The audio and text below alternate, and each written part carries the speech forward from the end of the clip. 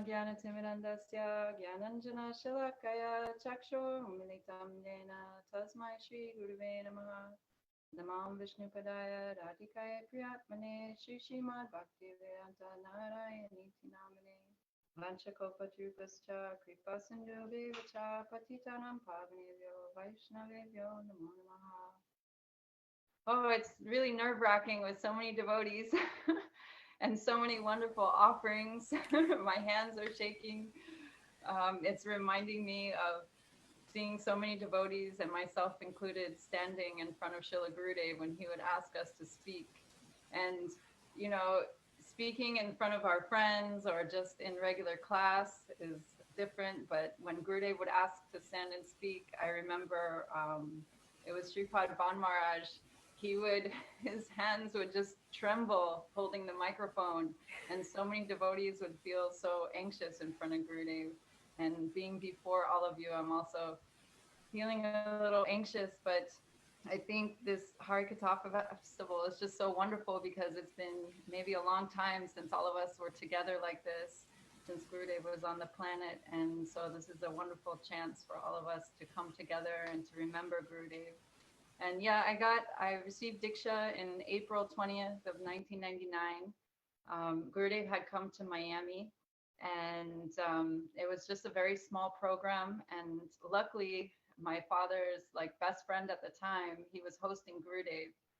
And so I was able to go there and stay in the home and see Gurudev every morning and see him coming back from his morning walks.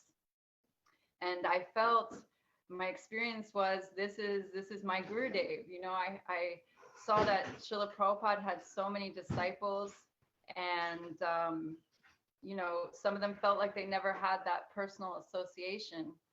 So I felt, I was young, I was 19, and I was very headstrong, and so I was kind of always pushing my way into the room, into the darshan, and trying to get that association of Gurudev. And my heart, I was like, you know, they tried to stop people from seeing Srila Prabhupada, but they're not going to stop me from seeing Gurudev.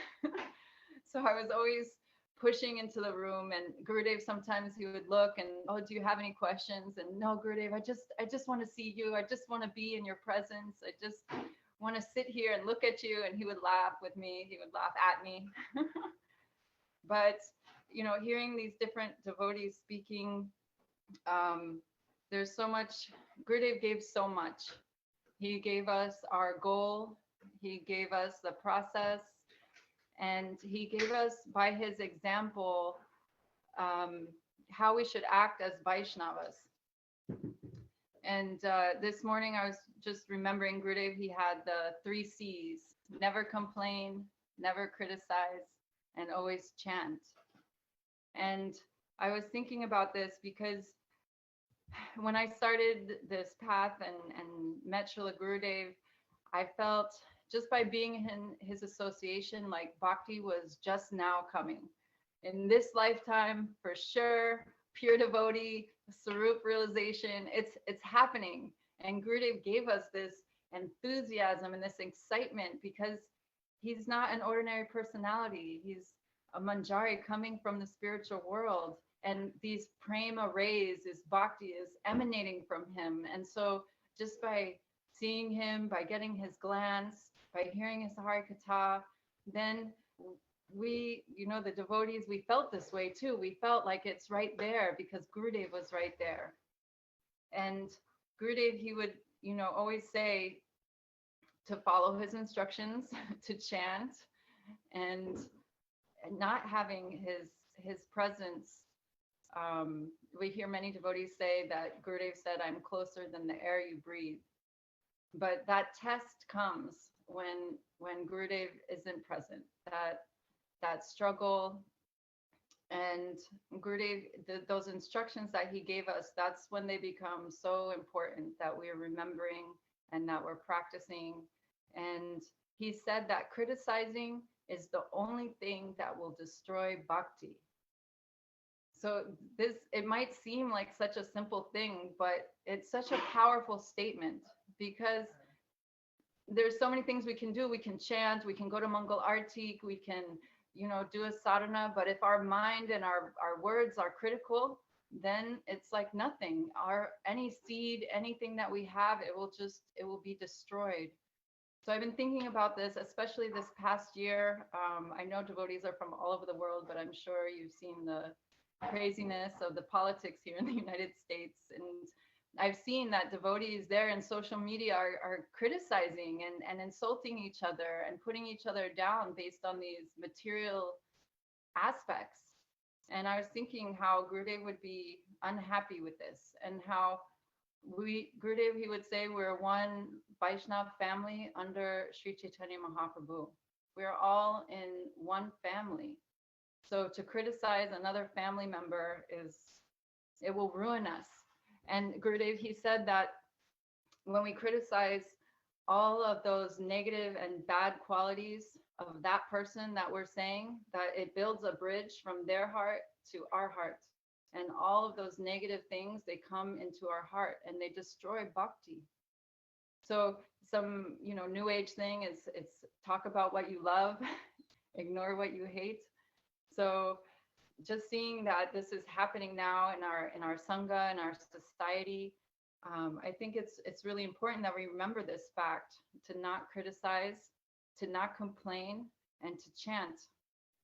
Gurudev, he gave us this high thing, this Manjari Bhav. And actually, my father, he told me when I was growing up in ISKCON, he said that our goal is to become a gopi like Srimati Radhika. And then he said, but Krishna loves Srimati Radhika the best. So growing up as a young girl, I always thought, well, I don't know if I want to go to the spiritual world and be a gopi, because I don't want to be in competition. If Krishna already loves Radharani the most, then what's the point? But after I met Gurudev and he explained this beautiful moods of the Manjaris and how they're serving Srimati Radhika and how there's no competition and how they feel what she feels, then I thought, oh, okay, Gurudev, thank you, because now I see that there might be a place for me, maybe one day, if I'm lucky to be there. So Gurudev, he gave us this high thing, but he also said, don't jump. You can't build a palace with no foundation. The whole foundation will crumble. So even though Gurudev is giving such high things, still we have to remember these really simple and yet powerful instructions. And in Upadeshamrita, the first, Vacho Vegam, right? So we have to control our tongue. We have to control what we speak and what we say. And when we were on tour with Gurudev, some of the girls, we would practice like this. We would pick, okay, today's Vacho Vegam, tomorrow's Manasa Vegam, tomorrow, the next day is Krota Vegam. And we would remind and encourage each other, oh, don't criticize, don't say that, don't talk for Jalpa. And the next day, oh, you're getting angry, control your anger. And in this way, we were able to help each other in our spiritual practice. And I was telling some devotees recently some stories that I heard from the brahmacharis in Mathura. And that Gurudev, when the Western devotees came, Gurudev was very sweet to us, very kind and gentle and patient.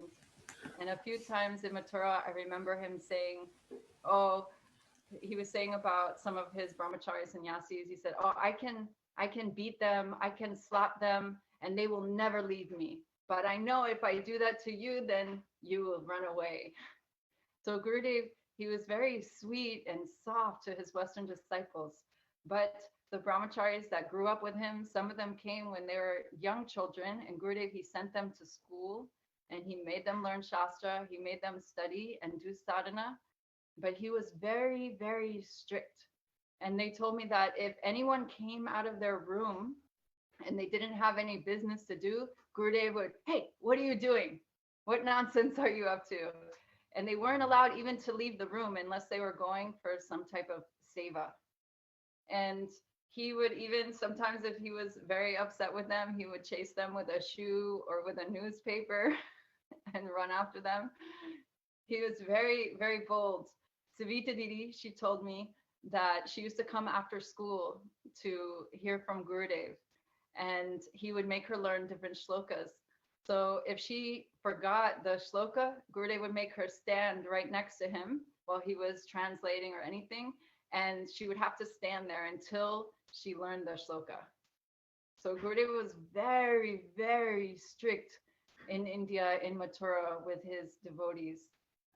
Krishnadas Prabhu, he told one story that he was supposed to go to school one morning. Gurudev would get him up every morning, and instead he hid under his bed and he put the pillows. So Gurudev comes in, Krishnadas, wake up, wake up. He doesn't wake up. And so then Gurudev, he starts hitting the bed. And then he hears Krishnadas giggling underneath the bed. And he had tricked. But also, so Gurudev's very strict, but also very, very sweet and very compassionate.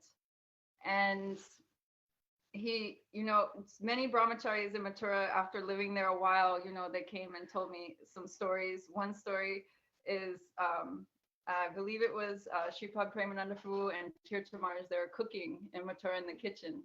And no one was doing kirtan. At the time there was supposed to be kirtan. So Gurudev, he comes downstairs and he sees no one doing kirtan, and Sripad Premananda Prabhu and Sripad Tirthamars, and they were just young brahmacharis. They saw Gurudev and they became frightened. So they shut and locked the kitchen door. And then Gurudev, he came and he's banging on the door, yelling, they're not opening, they're terrified. But then Gurudev, he kicks the door down. And they're like, oh, but Gurudev, we're just cooking, right? We're just cooking for Thakurji, it's okay. And he said, no, if no one's doing kirtan, then no one's taking prasad. So he was like a lion, and he would tell us like this, be like a lion, don't be mew, mew, mew. I think Damodar Priya Didi, she said like this. And why? Because Gurudev was so bold. He used to be a police officer. He rode a horse, he had a sword. He was very strong and powerful personality. So he seemed maybe on the outside, especially in the last few years of tour, he seemed from external view like just an ordinary elderly gentleman. But he was so strong and powerful. And in a moment, he could go from, oh, help me walk, to just pushing anyone. I remember so many times he would chastise different brahmacharis. So strong. One time on Parikram, he was, some senior devotees were speaking after everyone was getting on the bus. And they happened to be speaking right outside the bus window where I was sitting. And then one of them, it was Subal Sakar Prabhu, now he's, Maharaj, but it was him and Prem Prarajan Prabhu, they're speaking. And Gurudev comes up and Subal Sakar Prabhu, he goes, run! And so he turns, but Prem Prarajan Prabhu, he didn't make it. And then Gurudev, bah! And then Gurudev moved like lightning. He was so fast. He wasn't just an old gentleman, he was so powerful and strong. So he gave us this example, to be strong like him, to speak like him. One time in Jagannath Puri, we were there and okay, sorry. You have to finish up. Can I tell one more story real fast? Very quick. Okay, so we were in Jagannath Puri at Rai Ramananda Prabhu's house, and they were showing Gurudev the parchment paper and the pen that Ramananda Roy wrote on. Then they hand him the sword of Ramananda Roy, and Gurudev's holding the sword, maybe only 5 devotees there. And I look, and wow, Gurudev's so powerful holding the sword. He looks at me, and then he takes the sword like this, and I go like this, and he brings it right here. And I thought, this is it. Haribol. What better way, looking into Gurudev's eyes? But then when he came here, he started laughing. And he took it up, and I also started laughing. But I just would like to ask on this day, I didn't get to speak so long, for all of your blessings. Today's Gurudev's appearance day. So I'm asking for all Vaishnavas to bless me, that Gurudev will also appear in my heart, and that you all give my blessings. Thank you.